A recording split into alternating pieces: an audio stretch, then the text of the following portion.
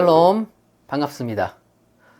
오늘은 마태복음 1장 23절 말씀을 중심으로 임마누엘의 의미가 무엇인지 같이 살펴보겠습니다. 제가 본문을 읽어보겠습니다.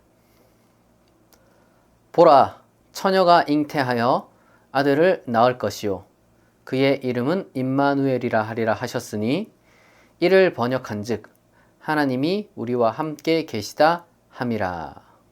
아멘. 이 본문은 소위 수태고지라고 합니다. 수태고지라는 것은 예수님이 태어나기 전 천사가 예수님의 어머니 마리아에게 찾아와서 임마누엘로 이제 아이의 이름을 지으라고 말한 것이죠. 이것이 성탄절 이야기의 시작입니다. 그러나 이 임마누엘이라는 뜻이 이제 하나님이 우리와 함께 하신다는 뜻인데 왜 예수님의 이름이 예수님, 임마누엘이 아니라 왜 예수님이냐 이렇게 생각하실 수가 있어요. 그런데 지금 여기서 말하는 것은 무슨 장명소에서 이름을 지어주듯이 천사가 말해준 것이 아니라 앞으로 태어날 아이의 운명이 그리고 그 아이로 인해 세계의 운명이 어떻게 될 것인지 이 천사가 예고한 것이라고 생각하시면 됩니다. 그런데 중요한 건 이제 하나님이 우리와 함께 하신다는 것이 이 임마누엘의 뜻인데 현대를 살아가는 대다수 사람들에게 이 하나님에 관한 혹은 신에 관한 그 질문 자체가 굉장히 힘겨운 일이 되었습니다. 그러니까 하나님이 어디 계시냐? 계신다면 정말 하나님이 어디에 계시냐? 하나님이 있긴 하냐? 그러니까 이러한 그 질문들이 어디서 나오냐면 취업난에 시달리고 있는 청년들이라든지 과도한 업무에 인해서 이제 짓눌려 있는 직장인들 그리고 병상에 누운 환자들 이런 우리 현실 속의 사람들의 입에서 이제 나오는 것이죠. 그래서 사실 이런 질문, 하나님이 계신가? 그리고 있다면 어디 계시냐? 이러한 그 질문은 바쁜 그리고 정말 이 냉혹한 현실 속에서 더는 그 질문이나 논쟁 자체가 되지 않고 이 삶에서 좀 무의미해지고 있는 그러한 실정입니다. 그러나 이 성탄절의 의미는 처음 제가 말씀드렸다는 것처럼 하나님이 우리와 함께 계신다는 것에 있습니다. 그런데 이 당시 성경이 쓰일 때까지 그 시대에 하나님이 우리와 함께 계신다는 것이 어떤 의미인지 우리가 좀 되새겨보면 이 질문이 옛날 이야기가 아니라 우리에게도 지금도 여전히 유효한 이야기가 될 수 있다고 저는 확신합니다. 중세 어느 시점부터 이 교회가 이제 하나님은 모든 곳에 다 계신다. 이걸 이제 조금 어려운 용어로 이제 하나님은 편재하신다 그래요. 그러니까 하나님이 모든 곳에 다 계신다. 그러니까 이런 식의 어떤 그 믿음을 이제 필수적으로 가르쳐 왔습니다만은 사실 그것은 본래 그 유대교적인 것도 아니고 그리고 이 초기 기독교 공동체의 신앙도 전혀 아니었습니다. 오히려 그 편재라는 개념은 이제 기독교의 발전으로부터 왔다기보다는 사실 완전 다른 개념의 종교, 예를 들면 어떤 그 범신론적인 사유를 갖고 있는 힌두교라든지 아니면 그리스 이론론 철학 이런 데서 온 겁니다. 이제 고대 유대 기독교 신앙에 따르면 그러면 하나님이 어디 계시냐라는 어떤 이러한 질문에 대해서 하나님은 특정한 곳에 계신다 이렇게 믿고 있었어요. 고대인의 관념에 따르면 하나님이 계신 곳에 가야 하나님을 만날 수 있는 겁니다. 그러니까 우리가 바닷가를 가가지고 여기서 내가 바닷물 속에서 새를 찾겠다. 이런 것. 그리고 내가 무슨 산 꼭대기에 가가지고 내가 무슨 고래를 찾아보겠다. 이러면은 이상하잖아요. 그러니까 엉뚱한 것이잖아요. 고대인들도 마찬가지였습니다. 하나님이 없는 곳에 가서 하나님이 어딨냐 이렇게 외치는 것은 그만큼 미련해 보였다는 거죠. 유대인들의 입장에서는 하나님은 어디에 계셨냐면 거룩한 곳에 계셨고요. 이 넓은 우주에서 따라서 하나님이 거할 장소는 그렇게 많지 않았답니다. 하나님은 어디에 계시냐? 성탄절은 바로 그러한 그 고대인의 어떤 관념 속에서 나오는 그 이야기라는 거예요. 성탄절 이야기라는 것 자체가. 천사는 그 예수님의 태어나는 어떤 그 현장 가운데 가서 임마누엘, 하나님이 우리와 함께 계시다라는 선언으로 이제 이야기를 합니다. 근데 여기서 하나님이 우리와 함께 계시다 그러잖아요. 그럼 여기서 1차적으로 우리가 누구냐? 바로 마리아와 그리고 태어날 아이, 예수님이죠. 우리가 조금 더 깊게 이 성경의 성탄절 이야기의 배경을 좀 살펴보겠습니다. 성경을 보면 이 요셉과 마리아, 이 두 어린 남녀의 어떤 그 상황을 이제 묘사를 하는데요. 마태복음에 보면 요셉이 의로운 사람이라고 합니다. 근데 여기서 말한 의로운 것은 어떤 무슨 정의롭고 뭐 이런 걸 이야기를 한다기보다는 이제 율법을 철저히 지키는 사람, 유대 율법을 철저히 지키는 사람이라고 보시면 돼요. 그러한 요셉이 마리아와 약혼을 한 상태이고 아직 결혼을 하지 않았는데 이제 파혼을 해야겠다 이렇게 결심했다고 기록하고 있습니다. 이제 당시 우리가 유대 문화를 좀 알아야 되는데 어린 나이에 뭐 우리나라도 옛날에 마찬가지였죠. 그러니까 유대인들은 이제 13세가 되면은 이제 약혼을 하게 됩니다. 근데 이때 아직 뭐 성관계를 맺는 건 아니거든요. 그러다 보니까 이렇게 10대 뭐 초중반의 아이들이 이제 약혼을 하는데 마리아가 임신을 했다는 소식을 듣는 것, 이것은 엄청난 스캔들이죠. 그러니까 율법에 따라 이러한 경우는 뭐 상황이 이제 다양할 수 있기 때문에 확실하게 우리가 마리아의 어떤 그 임신 배경을 모르잖아요. 그러니까 정확하게 알 수 없지만 이건 최악의 경우에는 뭐 파혼 정도로 끝나는 게 아니라 사형까지도 당할 수도 있는 그러한 아주 심각한 상황이었습니다. 그런데 어떻게 보면은 이 유대교 문화권에 있는 사람들에게 굉장히 불쾌할 수도 있는, 그러니까 이러한 그 동정녀 탄생을 마태복음이 굳이 기록하는 이유가 뭐냐는 거죠. 뭐 세 가지 가능성이 있습니다. 첫 번째로는 정말로 기적 출생을 이제 했을 수도 있고요. 그리고 또 다른 하나는 영웅 출생 신화나 전설이라는 어떤 그 헬레니즘 문학의 영향일 수도 있고요. 그 마지막 하나는 사실상 깨어진 가정을 이제 암시하는 것일 수도 있다는 겁니다. 그러니까 어쨌든 마리아는 분명 어린 나이에 임신을 했고 율법적으로 의로운 요셉은 마리아를 버리려고 했습니다. 흥미롭게도 요셉은 그 이후에 딱히 등장하진 않아요. 물론 누가복음에 보게 되면 예수님이 이제 12살 때 어떤 그 성전에서 이제 있었던 그 에피소드가 잠깐 나오는데 그때 요셉이 뭐 등장하긴 합니다만은 아무리 어쨌든 늦어도 그 전후로 또 등장하지 않기 때문에 많은 사람들은 아마 요셉은 예수님이 뭐 어린 나이에 뭐 이렇게 뭐 죽었거나 아니면 어쨌든 소식이 끊어졌다라고 이제 보는 것이죠. 게다가 누가복음을 보게 되면 예수님이 이제 출생한 직후에 이 뭐 마리아와 요셉 가정이 비둘기 2마리를 바쳤다고 이렇게 이제 이야기가 나오는데 다시 말해서 이 가난했음을 암시하는 겁니다.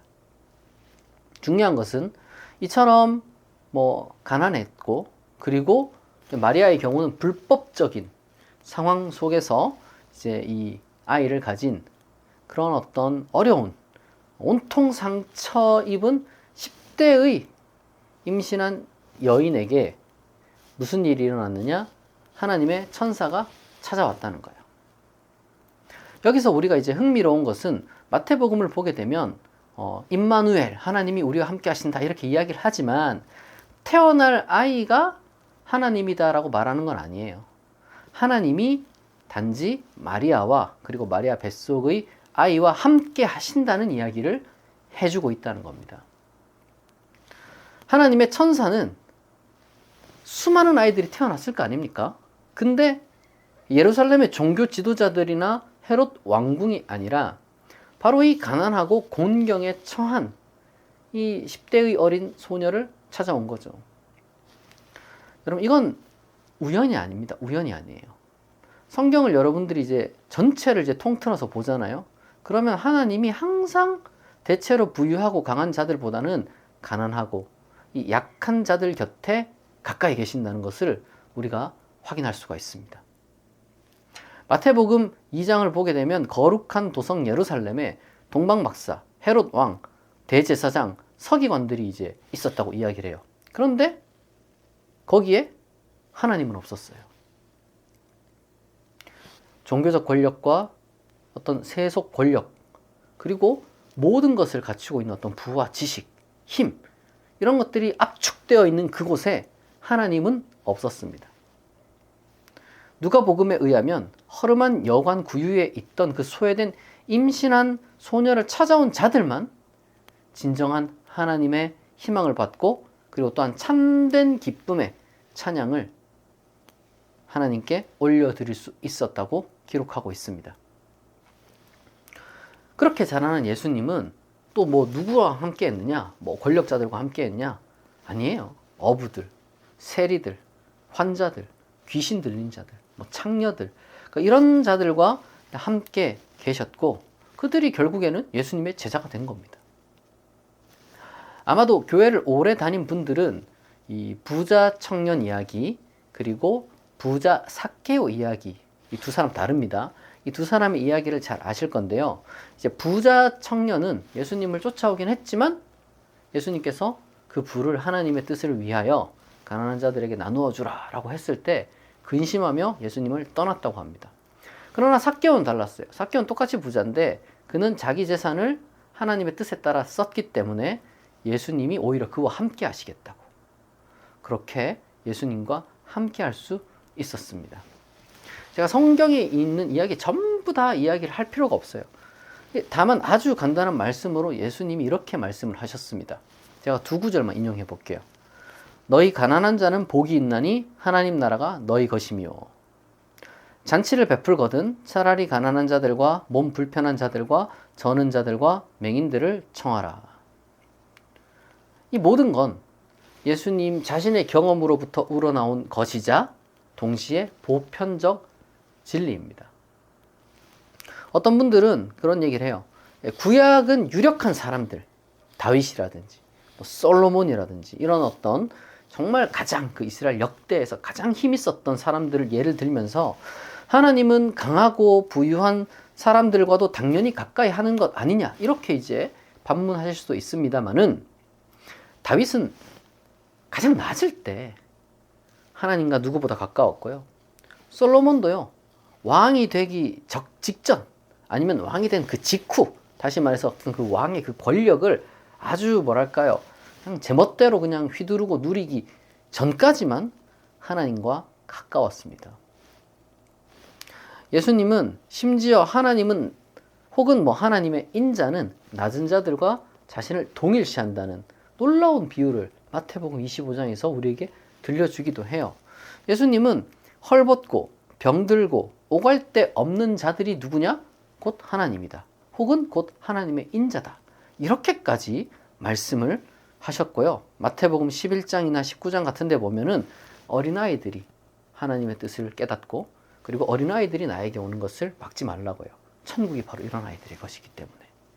단순히 뭐 순진난만하고 막 이런 얘기를 하는 게 아니라 가장 낮고 무시당하고 이 약자들이 이제 하나님과 가장 가까웠다는 이야기를 지금 해주는 거예요.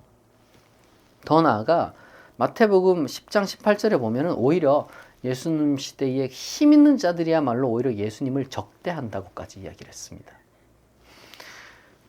여러분, 이 권력을 지닌,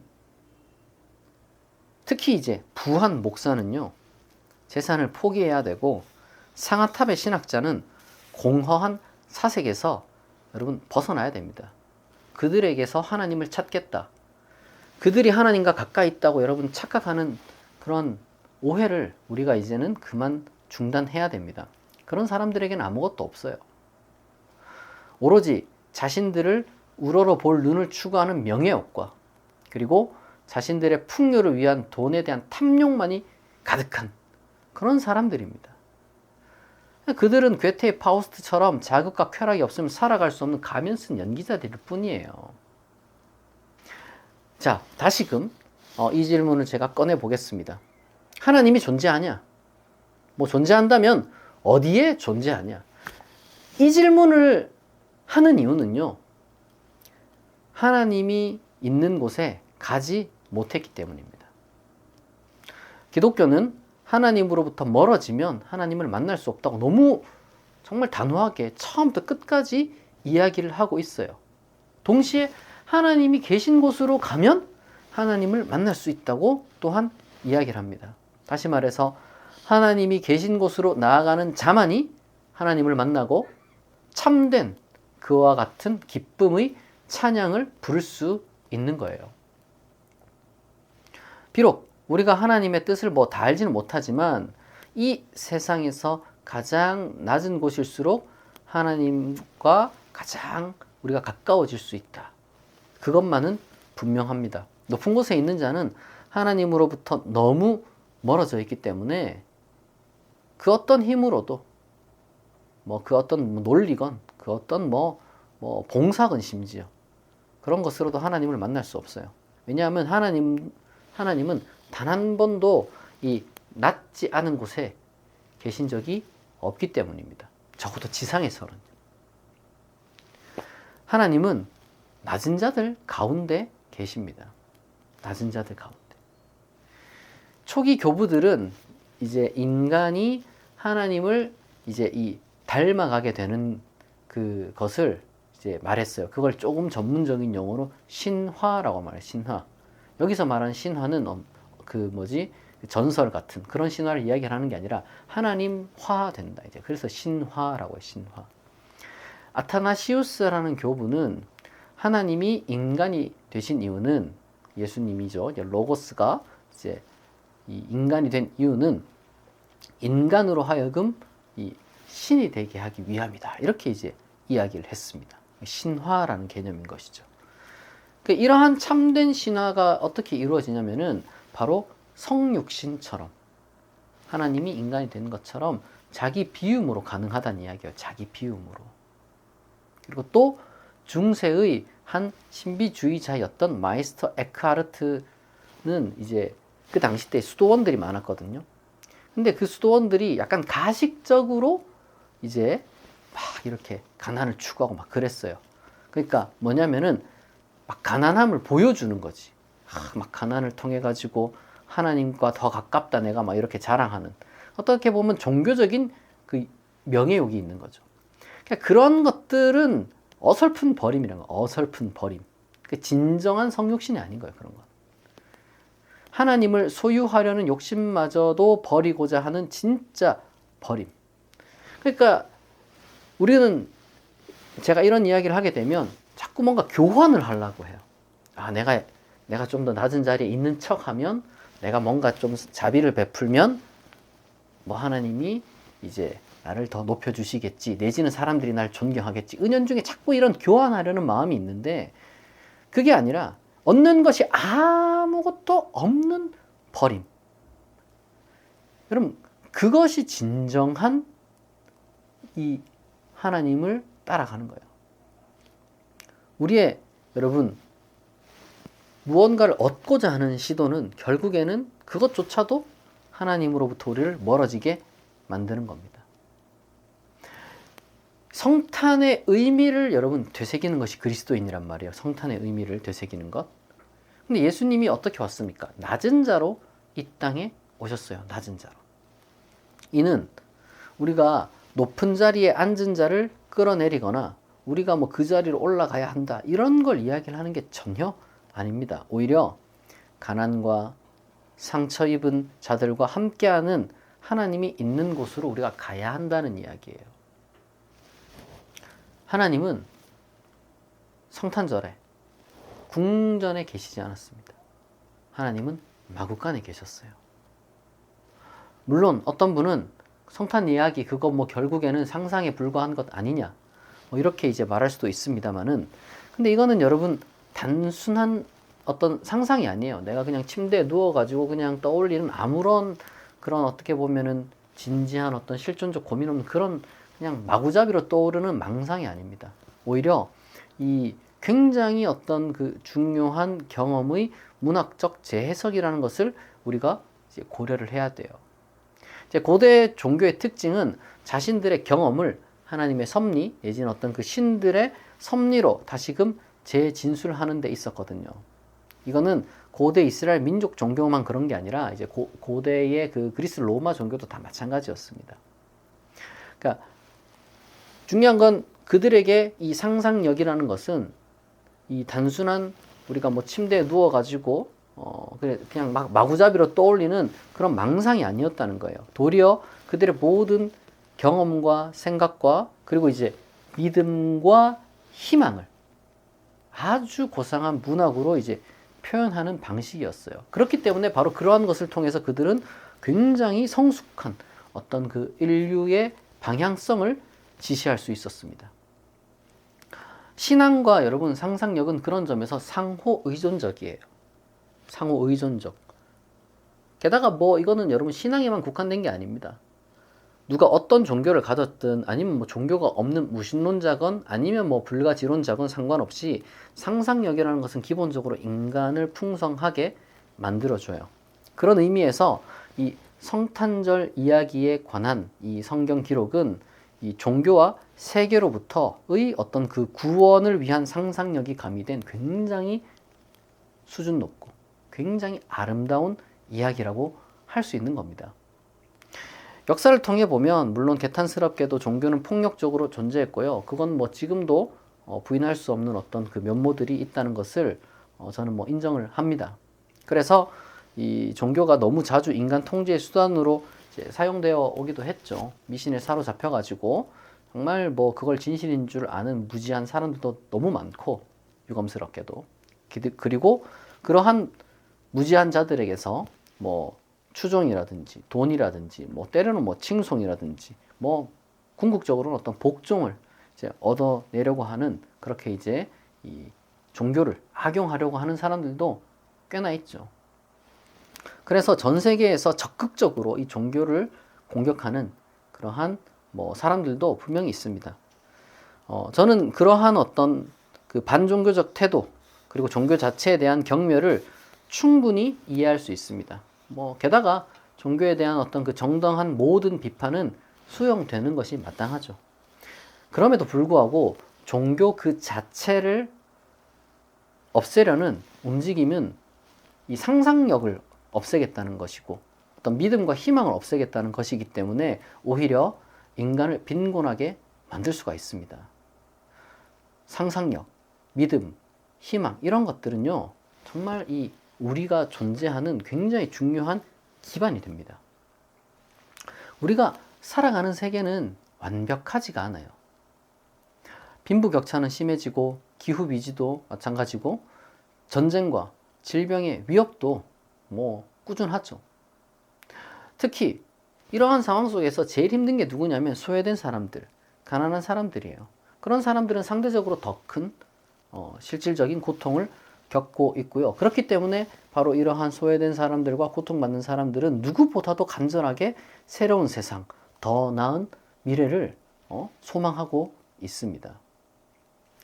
성탄절 이야기는 바로 그러한 소망을 구체적으로 보여주는 거예요. 가난하고 상처 입은 이 소녀의 몸을 통해 이 땅에 오신 예수님은 약자들에게 희망이 되셨고 사랑을 실천하셨고요. 그리고 종교와 정치 권력에 갇힌 하나님을 해방시켜 모든 이의 아버지로 드러내셨습니다. 성탄절에 이 가난한 소녀의 몸에서 태어난 어린아이가 곧 하나님의 선택한 구주라는 믿음이 이 가난한 가정을, 그 소녀를, 그리고 소녀의 뱃속에 있는 아이를 죽음으로부터 건져냈고요. 그 아이는 갈릴리의 모든 연약한 사람들에게 소망을 주었고 정말 사랑을 설교했습니다.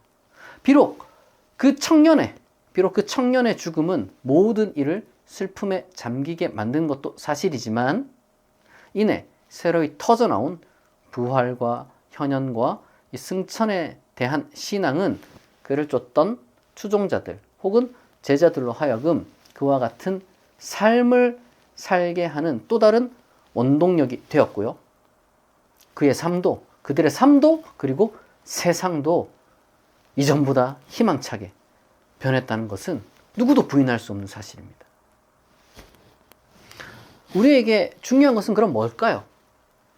무슨 천사의 수태고지라든지, 뭐 처녀 탄생이라든지, 기적 활동이라든지, 그리고 뭐 부활 승천. 그러니까 이런 어떤 그 신화적 고대 교리를 문자적으로 믿느냐 안 믿지 않느냐가 아니에요. 우리 그리스도인들에게. 중요한 것은 오히려 이러한 성탄절 이야기를 통해서 이 냉혹하고도 차가운 현실을 타개할 희망을 발견했느냐는 거죠. 그리고 그것을 위해 내 삶의 결단을 내릴 것인지, 마리아처럼 이 아이를 소중하게 여길 것인지, 그리고 그 동방에서 찾아오는 그 동방 박사들처럼 저 멀리서 내가 정말 아무것도 아는 것 없지만 그냥 여정을 내가 떠날 것인지, 아니면 정말 목자들처럼 그까지 가가지고 정말 실제로 내가 그 구세주를 보고, 그 아이를 보고 내가 기쁨의 찬양을 부를 것인지, 여러분 그러한 어떤 그 희망을 발견하고 또한 내 삶의 결단을 발견하는 것, 이것이 성탄절 이야기가 우리에게 지금 요청하고 있는 것입니다. 성경은 믿음과 희망과 사랑이 세상을 구원할 것이라고 말을 해주고 있어요. 우리 인간이라는 존재가 소위 뭐 어떻게 정답이라는 걸 알겠습니까? 정답을 모르죠, 우리가. 다만 희망을 갖고 살아가는 어떤 그러한 삶을 통해서 적어도 한 가정이 변했고요. 그리고 한 동네가 변했고요. 그리고 사회가 변했고, 한 세대가 변하고, 그리고 무엇보다 미래가 변한다는 것만큼은 분명한 사실입니다. 성탄절 이야기가 바로 그렇게 여러분에게 구원이 되기를 바랍니다. 하나님은 낮은 자와 함께 하십니다. 그러므로 내가 만약 낮은 자다, 그러면 여러분 기뻐하시길 바라요. 그리고 하나님은 낮은 곳에 가는 자들을 또한 기뻐하십니다. 그러므로 내가 낮은 곳에 있지 않다면 여러분 낮은 곳으로 가길 바랍니다. 낮은 자에게는 하나님이 함께 하시니까 미래가 있습니다. 그러니까 여러분 기뻐하시면 되는 거예요. 그리고 또한 낮은 자와 함께하는 자에게도 하나님의 기쁨이 있습니다. 이와 같은 성탄의 기적이 저와 여러분에게 함께하기를 진심으로 축복합니다. 메리 크리스마스.